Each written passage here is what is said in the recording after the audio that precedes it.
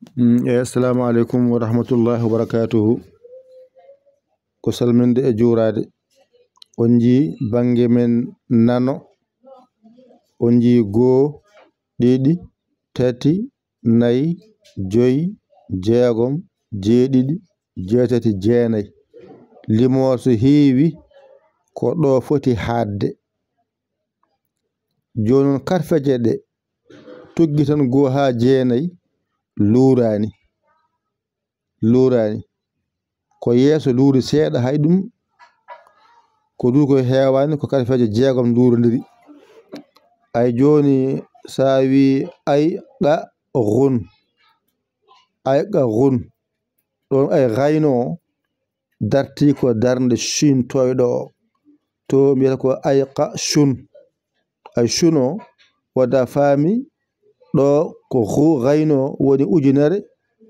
do jon shino ittama bakarun lurani ay jala suno ko sin jordo wonno don on ji wattama shin toydo ay do jon shin toydo do ko temete nangatamo e godo yeso sawi jala sunno mo sin jordo to yeso wongoto ko to mitama temetati do ko damatun lurani hana sun lurani wasakhuno ay do joni wasakhun do joni kambe sin mabbe do enne do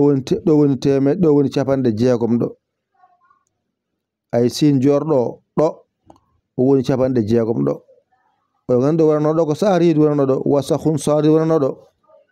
ay saari warno do kondo jo uyti saaridu o lombi don sin jordo wadda fami ko sin jordo wonti capande jeegom di do ay za'azun lurani ay hafadun wonako hafazun deke afami daaridu ndu don darti ko zakoyngal ayde don luri daaridu do ko temedde jeetati kono ayi daaridu to wonno to ko capande wonno famide to wonno ay do joni sawi dasa zone ay saaridu non don do saaridu ay da koyngal ko jeenay saaridu do ko capande jeenay ay do luri za koyngal do yenne ko temedde jeenay ay luri teskede biya ko da sa zun da koyngal jeenay saaridu capande jeegom capande jeenay za koyngal temedde jeenay joni kambe ko ni mandiri dum do woni alluwal funnaange naabe ayqa gun alif gotel jubriya sappo gaafo temedere gayna woni ujnere do mabbe do kambe bakarun baako didi kef didi nogas ara temed didi ay jala shun jatongu tati lam capantati shin toydo mabbe kambe ko capande ko temetati damatun del nay mim capannay ta jordo temen nay ay lurani hanasun ha mawdo joy juburna capande joy son endu temede joy lurani ay wasa khun do non do dural wow lurani ay sin jordo woni temedde tati wonno do ko capande jeego bietamo capande jeego wondo khaawo temedde jeegom wasa khun wow jeegom sin jordo do capande jeegom khatungu do temedde jeegom ay za'azun lurani zayyin jeedidi ayno capande jeedidi zadel ay temedde jeedidi lurani do non hafa dun bido ha tongu lurani fa tobbudo lurani ay da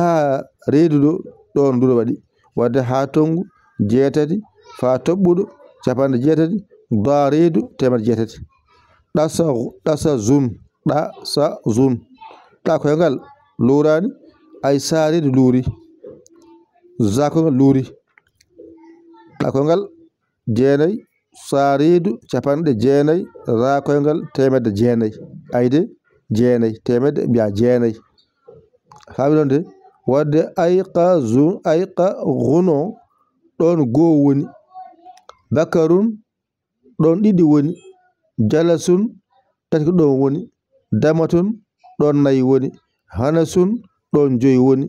wasakun ɗon jeegom woni zaazun ɗon jeeɗiɗi ngoni hafasdun